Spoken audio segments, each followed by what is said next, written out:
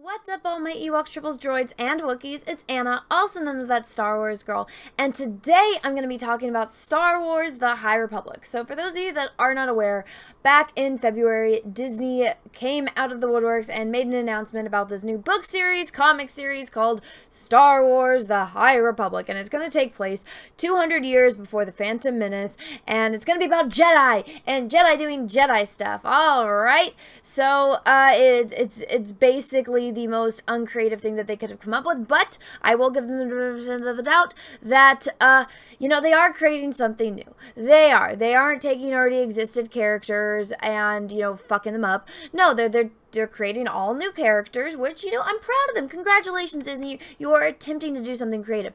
But it's the laziest, safest way that they could have done it.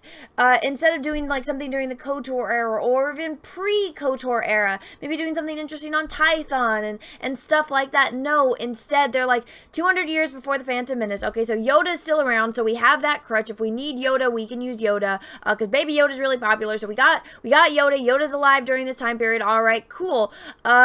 So we're gonna do something during the High Republic. So we already kind of know the gist of it. It's already an established time period in Star Wars. People have seen it in the movies because they saw it in the prequels. It's just 200 years before that, so it's all probably going to look somewhat similar. The Jedi, like this one, are going to have like kind of similar costumes, except we're going to make it white and yellow. Alright, so it's lazy. In my opinion, it's lazy. Out of this entire ginormous universe, there's infinite amount of timelines and time periods you could go explore, and you choose that one. It's plain, it's safe. And instead of doing something completely out there and, something that no one has ever seen before, they're doing basically the prequels, but pre-prequels with just cleaner costumes, in my opinion. So, let's check this out and let's see what they got to say. Inside Star Wars: The High Republic, meet the Jedi Knights and Masters. Alright. An exclusive series, StarWars.com is pulling back the curtain on Star Wars: The High Republic, publishing epic set about 200 years before the events of Star Wars: The Phantom Menace. With insights from creators, new details, never before seen concept art, arriving fall 2020. The story will be explored through multiple voices and span adult and young adult novels, children's books, and comics from a variety of publishers in this installment. StarWars.com gets a first look at some of the starring Jedi Knights and Masters. Alright, so it's basically the Clone Wars. It's the prequels. It's the pre-Clone Wars to the Clone Wars, except I don't think they're at war right now. Which, if they go by canon, they're not, but they decided to just throw away canon and throw away the EU, and now that's the Legends, which I don't think so. I think it's the expanded universe.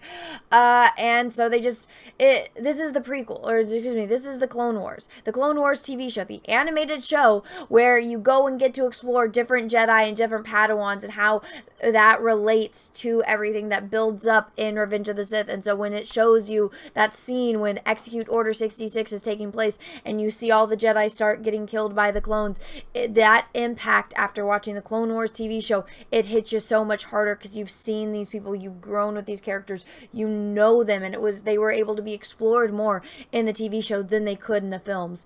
So, you get to go on adventures with the other Jedi Knights and Jedi Masters. Alright, they already did that. That was called the Clone Wars. If they actually took the time to watch the IP that they own, they would know that they are just rehashing a story. But, alright, let's continue. For over 1,000 generations, the Jedi Knights were the guardians of peace and justice. Obi-Wan Kenobi's words in Star Wars: A New Hope. Let the past die. Kill it if you have to. Unless you need it for marketing. Unless you need it to shill the product. Lovely, lovely. Let's continue. Have stayed with fans for years, inspiring questions, images, and wonder. Yeah, I know. Wouldn't that be great if you showed us something we had never seen before? It would, wouldn't it? What were the Jedi like and at their best? Well, before the rise of Skywalker, how did they function within the galaxy? Who, where, or who were they? Sorry, I thought I was going to go who, where, then what, why. Who were they? Well, if you read books, if you watch the show, you would know that, but I guess not.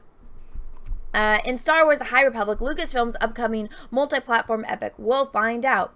Well, we did get to see a lot of that in the books. If you did the research, if you read them, you would know that during this time period, actually something very significant happened with the Force. So for those of you that are not aware about the expanded universe, I am more than happy to, kind of just give you a little brief history lesson on it. So, before, back, KOTOR, there was, Knights of the Old Republic, there was Revan, and then later on came Darth Bane. So, if you're wondering why there's not hundreds of thousands of Sith running around and there's not hundreds of thousands of Jedi, while there are still Jedi, there's thousands of them, there's not hundreds of thousands of them. There was this war between the Sith and the Jedi that was crippling the universe. The Jedi were in charge of the Republic, and then they stepped down after the war ended. The reason why the war ended was because of a character called Darth Bane. Darth Bane took it upon himself to understand the true nature of the dark side, and he was the one that came up with the role of two, just a master and an apprentice. And he learned a lot from Revan's holocron, and that's how he came to understand the Force and understand the Sith Code. My chains will be broken, the Force will set me free, all of that good stuff. That was from Darth Bane. So what Darth Bane wanted to do was he felt that it would be necessary to work from the shadows to, undermine everything that the Jedi did. And that's what Darth Bane did. And then as that technique evolved and, the more Sith came after him and Darth Zana, they, had to stay secret. But then there was a Sith Lord, I am blanking on his name right now, which was doing something with the dark side of the Force, and the Sith had been hidden. The Jedi thought that they were extinct, that there was no more Sith. This Sith made a miscalculation, and there was a ripple in the Force, and so the Jedi sensed the dark side for the first time in, I think, like 1,000 years or so, and that was just alluding to Darth Plagueis. So Darth Plagueis, you get to learn about this in the Darth Plagueis book. And so Darth Plagueis explains how it was, critical for him and other Sith, because Darth Bane worked from the shadows, and that also had to do with the fact that his body was covered in obelisks. So it would very much, you would know, hey, that dude's covered in all these creatures. What the heck? That dude's kind of scary. So Darth Bane had to work from the shadows. But then other Sith, like Darth Plagueis, like Darth Sidious, they infiltrated the Republic. They infiltrated the Jedi. They were able to mask the dark side and, interact with Jedi. And so the Jedi had no idea that they were Sith. And because of that, that is how the Republic fell. That is how the Jedi fell to the Sith. That is how Darth Sidious was able to take over and become the Emperor, because he was able to cloak the dark side and he was able to manipulate from the inside. And that was how the dark side came and rose to power, and that's how we had the Empire. So during this time period, 200 years prior to the Phantom Menace, that is kind of around the time when that would have happened, when that Sith Lord had that big, cataclysmic event where the Sith presence was, felt by the Jedi. That's what's going on in this time period. I don't think people at Lucasfilm are aware of that. I am, because guess what? I read the damn books. I love that shit. I got the action figures of those characters. Well, obviously not of that Sith because they didn't make it, but I got the Darth Plagueis one and all that. But that is what's going on in this time period. Do you think they're going to mention it? Hell to the fuck no. Do you think that they're even going to do their research? I guarantee you that not, because guess what? We're going to read a little bit further. You guys are going to see just how out of freaking touch they are with Star Wars, and how clueless they are about Star Wars. Readers will see a very wide variety of Jedi in this era. We already did. That was called the Clone Wars. Says Lucasfilm Publishing creative director Michael. I have no idea to pronounce your last name, dude, so I apologize. This is a hopeful, optimistic time when the Jedi are good and noble, and we want to reflect that in their characters, we still get, while still giving them enough depth and dimension so that their individual personalities and idiosyncrasies shine through. The Jedi Knights of the High Republic are both aspirational and inspirational. In short, they're the good guys. Well, no freaking shit. Oh my god, guys, the Jedi are good guys. Oh my god, newsflash, I never knew that. I was completely unaware of the fact that Jedi are the good guys. Wow. Thank you, Michael. Thank you so much for telling me that, because without that, I would have never known that. I wouldn't have known that the Jedi aspire to bring peace and prosperity to the galaxy. I would have never known that they were an inspiration to people until, you guys decided to make these books called The High Republic to tell me that.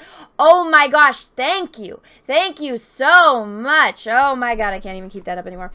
While the Jedi are undoubtedly heroes in the High Republic. They promise to be very unique and very human, no matter their species. Okay, but see, that is one of the things that's one of the great differences about being human as compared to aliens, is you perceive things differently, you perceive emotions differently. Timothy Zahn did a fantastic job of explaining characters and, you know, species like the Nogari, like Chiss, like Thrawn. Humans and aliens do not perceive the world the same way. They do not experience emotions the same way. Heck, they don't even experience weather or food the same way. Those differences are what, you know, makes it so interesting when they interact with one another. And I would highly recommend going and watching fucking Star Trek, because Star Trek handles that in a way that you don't get to see in Star Wars, and you might be able to get some inspiration. Not the new shit Trek, which is what I'm referring it to now. Go watch the original series. Go watch the Next Gen. Go watch Voyager. Go watch Deep Space Nine. Heck, even go watch Enterprise and go see the interactions where aliens handle situations differently. Look at the way Spock handles situations differently compared to humans, and Spock is half human. So don't try to tell me that they are very human, no matter their species. That is one of the best things about them, is that they are not human and they handle situations differently.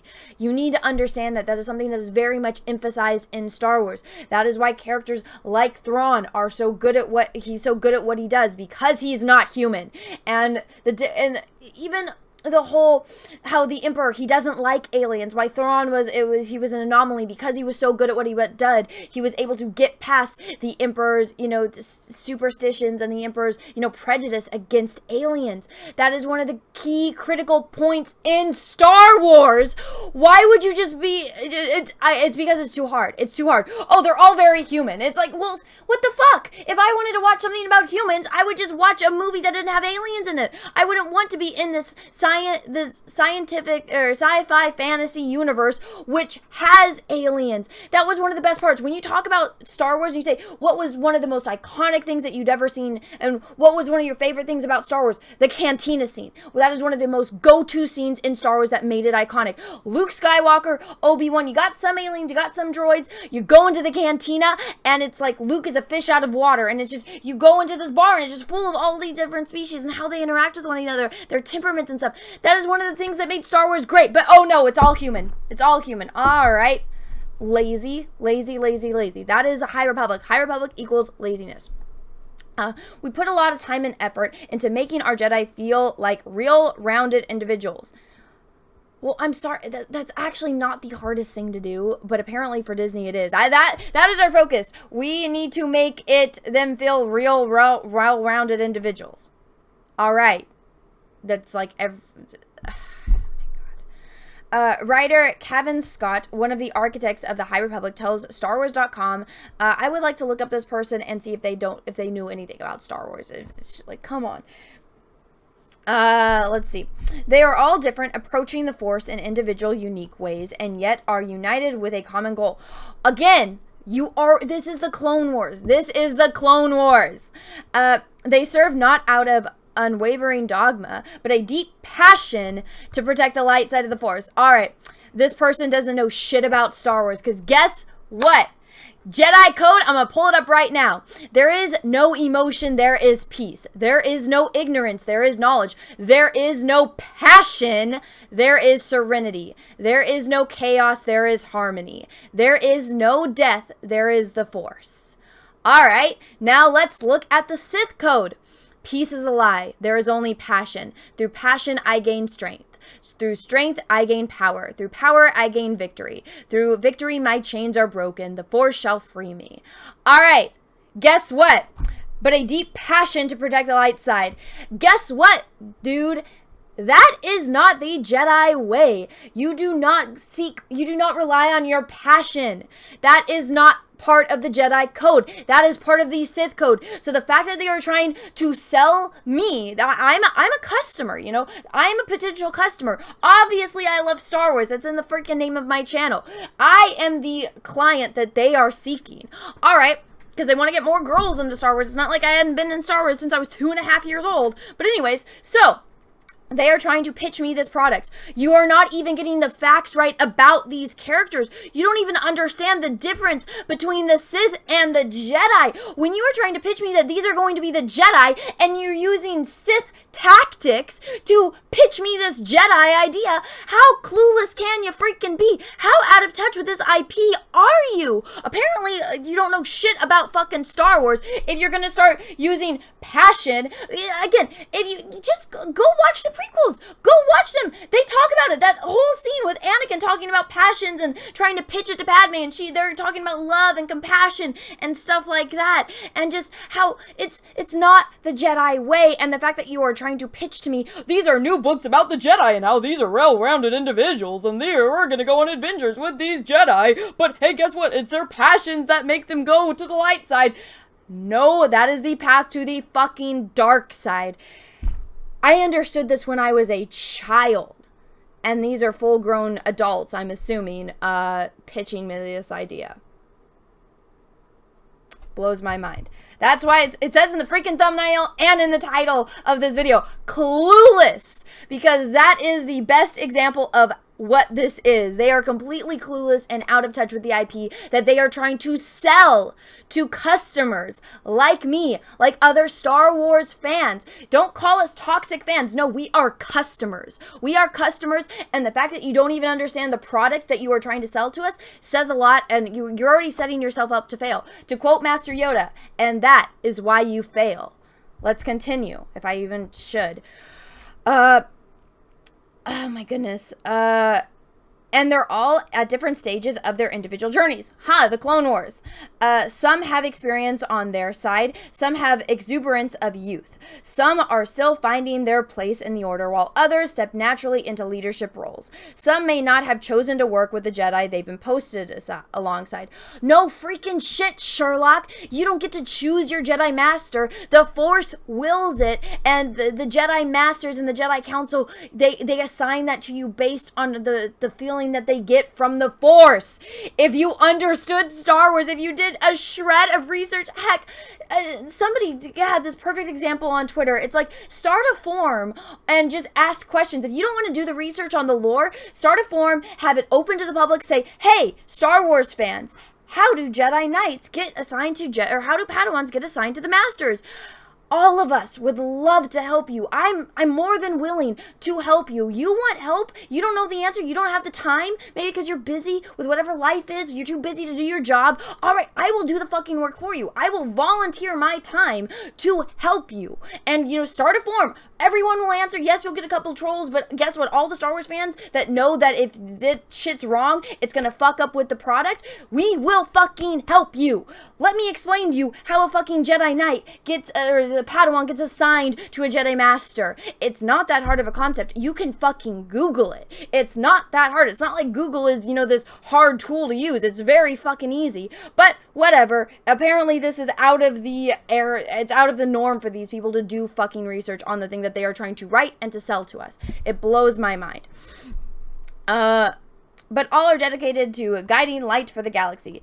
Individually, they are strong. Together, they are invincible. Well, obviously, they're fucking not. Look at Execute Order 66. Look at the wars. Look at the Mandalorian wars. Together, they are not invincible. Look, when they all went to go attack the Emperor, and he took them all down in a freaking instant. Mace is the only one that was able to stand up to him and put up a fight against him because he was fucking strong as hell, and he was experienced in combat. It's not to say the others weren't. But no, if anything, being in a group hinders you. It does. Read any of the books, watch any of the fucking movies. Oh my god. But like best heroes, they each have lessons to learn and challenges to overcome. Exciting times lie ahead. Get the first look at some of the Jedi Knights and Masters of the Star Wars. So I'm going to do a whole video just breaking down all of these new characters, and we're going to talk about those. But for today, guys, I think I'm going to leave it out there because YouTube doesn't like it when I go over a certain time limit. But I think I made my point. I think they made their point very clearly. How clueless they are about Star Wars. How they have not done any shred of research. The fact fact that they are associating Jedi with Sith ideologies blows my fucking mind. It's not that hard. You can Google it. You can Google it if you don't have the time and the energy to watch the fucking movies.